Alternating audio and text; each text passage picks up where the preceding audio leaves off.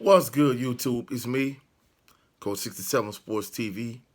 Shout out to the awesome and amazing LDBC, Lions Den Boston community.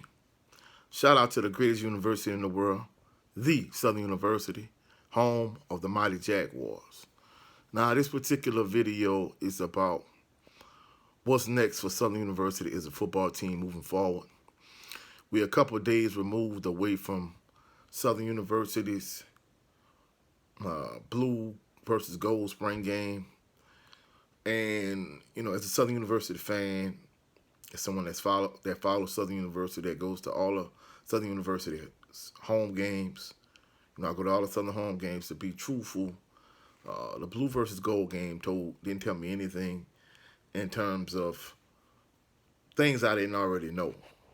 You know, I mean, for the most part, the notable players for this coming season, I really didn't see a lot of them. I didn't see August Petrie III. I didn't see Chandler Whitfield. In terms of running backs, I did see Gerard Sims. I did see Kobe Dillon, who will probably be your most experienced running backs this coming season. Kendrick Grimes and Carl Ligon, they'll be sophomores. They also running backs, so you have a stable of running backs. In terms of the defensive side of the ball, Southern has some players that played, but to be truthful, the most notable player on the defensive side of the ball is going to be Jalen Campbell. So the biggest question Southern has moving forward in terms of next season is one, quarterback play. Now, Harold Blood started the blue versus gold spring game. He played most of the snaps. He had a solid performance. He had some very good throws, and he had a few questionable throws. He got most of the playing time. Behind him, it was Noah Biden and Dylan Marotta.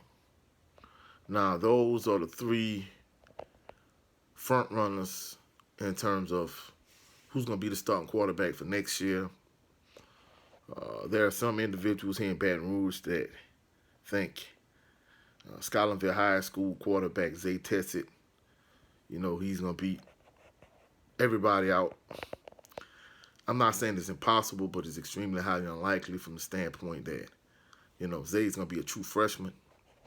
Even though he's a very, very, very good high school quarterback, the dynamics change on the college level. And I know we're living in a day and age where true freshman starters are more prevalent than it was in the 90s.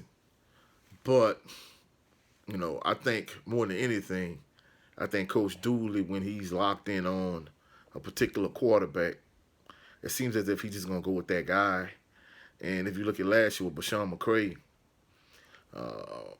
Jaguar Nation and pretty much the entire fan base said from the Texas Southern game on that Clinton Bubba McDaniel should have been a starting quarterback.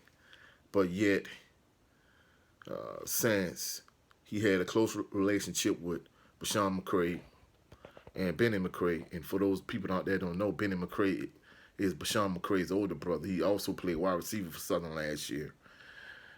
Because of his close personal relationship with them and their family, I think that clouded Coach Dooley's judgment, and he just went with Bashawn McCray. Even though, he was good enough to get him in the SWAC championship game. Glenn Bubba McDaniel was the better player, and I said going into the game that he gave them the best shot to win. I think had Glenn Bubba McDaniel started that game, I think Southern wins the SWAC championship, and if they don't win it, it's a much tighter and a much closer game. Instead of them playing at a 26, 27-point deficit, if you put Glenn McDaniel in from the start, I think it's a much closer game, and I think Southern could even pull it off. So that's going to be the major question for this upcoming season. Who's going to be the starting quarterback, whether it's Harold Blood, whether it's Dylan Marotta, whether it's Noah Biden, whether it's Zay Tessett, or whether it's one or other two quarterbacks that they have. who's going to be the starting quarterback, and is the quarterback play going to be solid? Is he just going to stick with one guy? Or is he going to play multiple quarterbacks the way Coach Odoms did a few years ago when he played Ladarius Skelton, when he played John Lampley, and Glendon McDaniel at the time? So it's going to be interesting to see if he sticks with one quarterback. Does he play quarterback by committee? Like, how does he approach that particular situation? I think that's the biggest question mark for Southern. In addition to that, line play up front on both sides of the ball. I mean, you lost, a couple all-SWAC offensive linemen. So it's going to be difficult to replace those guys. And in addition to that, on the defensive side, your three best defensive linemen are all no longer going to be on the team. So I think that's the biggest question marks for Southern: quarterback play and offensive and defensive line play. So I think they're pretty set at the skill positions. Like I said, they have August Petrie III and Chandler Whitfield at wide receiver. You have Gerard Sims, Colby Dillon, Carl Ligon, Kendrick Grimes at running back. Jalen Campbell is going to be your best defensive player, probably. So the skill players are set. And Saturday, it really kind of showed. But more than anything, can Coach Dooley and can their offense really hold it down at the quarterback position? And how is Southern going to do up front on both sides of the ball? So I think that's three main questions. It's going to be interesting to see how Southern does this upcoming season. And in addition to that, Southern is not going to play LSU this coming season.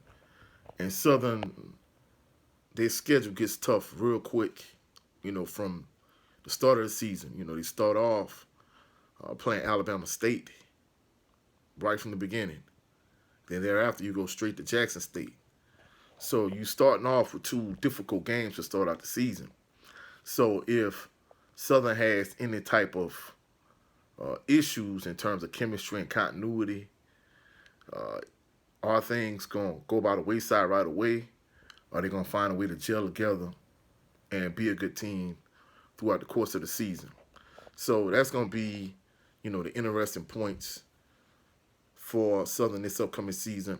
Hopefully they have a much better season than they had this past season. Hopefully they can get over the hump and win the SWAC championship. So we'll see how things play out. I'm hoping for the best. Hopefully we have an excellent season this coming season. That's it for this video. If you saw any value in this video, like the video, share the video, comment in the comment section, subscribe to the channel. Also click the notification bell so you can be alerted anytime I post any videos. I'll catch y'all on the rebound. Y'all have a blessed and phenomenal evening. Peace and blessings.